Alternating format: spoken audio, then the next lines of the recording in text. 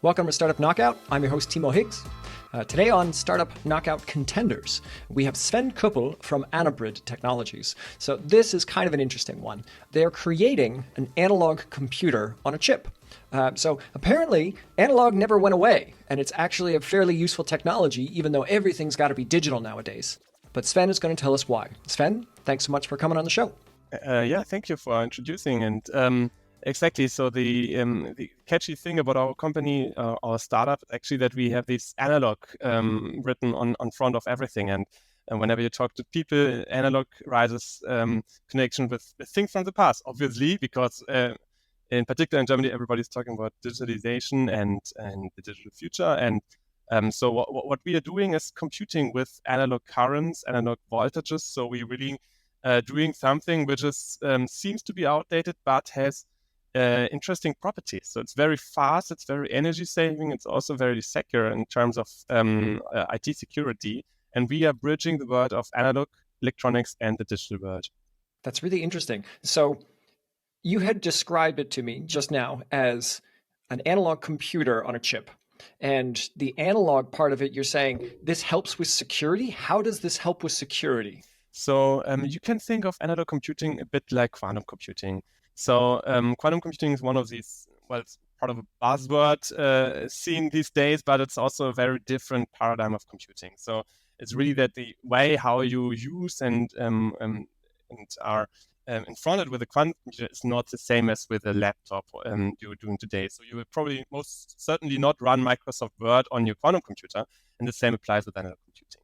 And so there's a class of problems like a very challenging compute-intensive problems, for instance, or things in the domain of embedded computing and Industry 4.0 and all these, which are very really require new approaches for computing to deliver the performance which is required. And so what quantum computing, for instance, provides, or how it's used, is that you have some kind of particular programming language, and then you put this, you write your program in these languages, and then you run this on some fancy hardware, which is kind of a black box, and following its own physical rules, and then get back some results. And this is basically the same with analog computing. But the fun thing is that analog computing has been there already 50 years ago. Basically, it was something present in industry, and all big simulations, for instance, in car crashes or also moon landing and so on, was computed on analog computers in the 70s.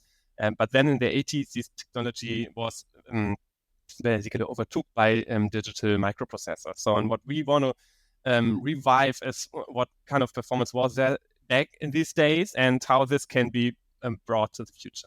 I think I've heard of not this, but something kind of similar, a similar idea of storage on tape.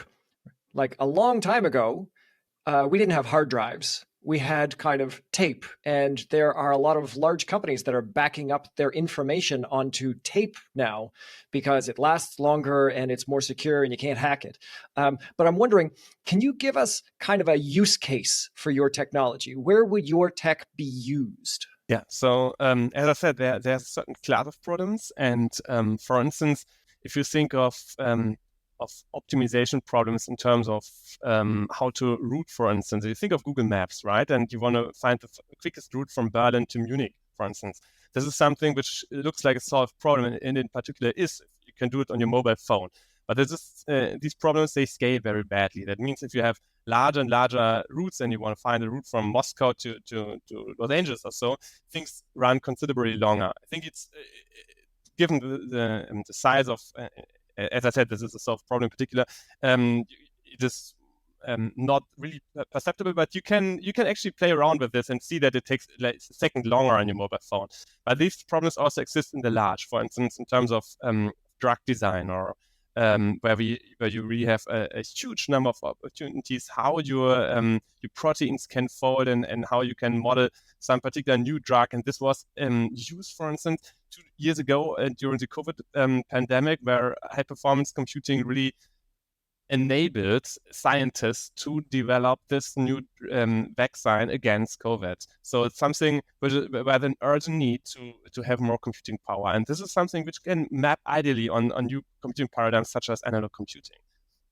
And the interesting thing is here that with analog computers, you have about 1,000 times faster computing compared to the fastest digital processor, and at the same time, 10,000 times less CUT, so carbon oxide or energy consumption, if you want to call it that.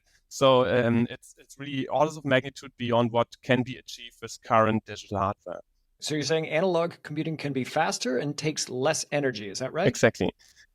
So what are the downsides then? Why aren't we using this now? Why are we using digital instead? Digital basically has the advantage of the economy of scale. So it's kind of universal computing, and it's literally everywhere, and got very cheap, and people got used to think algorithmically. So everything is mapped on algorithms, and there are software engineers everywhere trying to solve the world's problems in terms of software. And so it's kind of a paradigm, a mind shift that people who used to work in problems which suited to analog computers in the past then made the shift to digital computers. And then nowadays there are a lot of prejudice against analog computing. For instance, if you talk to people who are aware of electronics, they are saying, okay, if you're computing with currents and these things, this is very error prone. So you don't have a good resolution and all that. So technical arguments against why compute with an analog current, for instance, and electronics. And they're right. Of course, they're right. I mean, digital computing has a lot of advantages, and it's very hard to make this technical jump from existing computing paradigms to new ones. But the same is true in quantum computing, for instance. So there are billions spent in quantum computing industry these days, and it's all a bit bad that this technology will deliver, and nobody can say whether it will or not, because currently it does not. There are a lot of deep fundamental problems that have to be solved. And we see, for instance, in the domain of artificial intelligence, that technologies can deliver once you really spend a lot of money and research on these things. For instance, in ChatGPT a few weeks ago, right? I think a lot of people were surprised what AI can do even today. If I'm understanding it correctly, so digital computing is good for kind of a one size fits all. There's a lot you can do with it. You can make it nice and cheap because it has economies of scale. But with analog computing, it's more of a single use case thing. So you're building a system for a single use case, but then it can be much more powerful and much more energy efficient. Is that right? That's a good sum up. But actually, so our unique selling point, which now enters the game, is that we want to make the special purpose analog computing thing kind of to a general purpose analog computing. So we are building the first kind of analog computer which can be reconfigured by software. So we are bringing this clunky old analog world to a software world that you can giving it a software API that you really can profit from everything you are known from digital computing and how software is written these days and managed and all this. And really use one piece of hardware to solve a large number of problems. And this should give us, ideally, some kind of scaling in terms of that. Now you don't have to deal with particular hardware for every different problem. Just to give you an example, a mobile phone, for instance, here has 70% of the chips are analog in this phone. People are not aware that analog never got away. I didn't know that. It is still amongst us. And the same is true with the tape drives we were talking about. Tape drives seem to be a thing from the past, but they never got away. They were always orders of magnitude cheaper than regular disk drives, but they're not as handy as disk drives are. And in the mobile phone, for instance, when you can really save space and fire up the integration density of these phones just by using analog reconfigurable chips, as we will do them, then the things can really get smaller. I mean, think of computing everywhere. I think this is quite an interesting approach to really integrate analog computing even more. I mean, that's our overall goal in the end, to allow for analog computing on a chip, which has not been done so far these days. That's very interesting. And how far along are you on this journey of making a scaled analog computing system? So this is now it's very interesting, because we have one kind of unique selling point in our company, which is one of the co-founders, Bernd Ullmann. He's an internationally known expert for analog computing, and he has built the first modern day analog computer. And if you look this up, it's called Analog Paradigm Model 1, and look this into the web, you see a huge clunky thing with lots of cables looking very retro, basically. And it's really, there's a scene of people, in particular in electronic music, which likes this kind of systems because they're also using this when making modern day electronic music. And this device is kind of a one of a kind because there's nobody doing this in the world. And we have taken this device and made it smaller, made it cheaper, and then we got something which is called the analog thing. It looks like this here, and we sold more than 1,000 units of this last year just by making a few YouTube videos, for instance, like this one here, and people are really interested in this technology. And the thing is that it's still something which uses cables. So you have all this kind of patch cable here, and you have to connect all the computing elements. And but the interesting thing is that we have a product. And so we are not starting from kind of university side with theory, a sheet of paper or so. And we have a roadmap how we want to make this product more integrated, more oriented towards the digital world, eventually going then to something like integrated CMOS chip technology. Okay, and last question for you. What are your priorities for the next 12 months? What's important for you? What's the challenges ahead?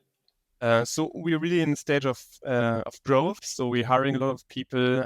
We want to do a lot of particular problems in parallel. For instance, we want to make a version of the analog thing for tailored for AI and neuroscience, and but also kind of different products. So and we need money in the end. So we're also raising a round, Series A round, and I think all these different topics are keeping us busy for quite a few months. Very interesting. Well, I'm very interested to know how this is going to play out for you guys, and it's also very enlightening for me to know that analog never actually went away. That is definitely news to me. So Sven, thanks so much for coming on the podcast and sharing some of this with us. All right, thank you for inviting me. Thanks everybody for listening and watching. If you're looking for more startups from the German startup scene, you can find us on YouTube. Be sure to subscribe to our channel. If you want to get in touch, info@startupknockout.com. I do reply to every email. Thanks everybody again, and we'll see you in the ring.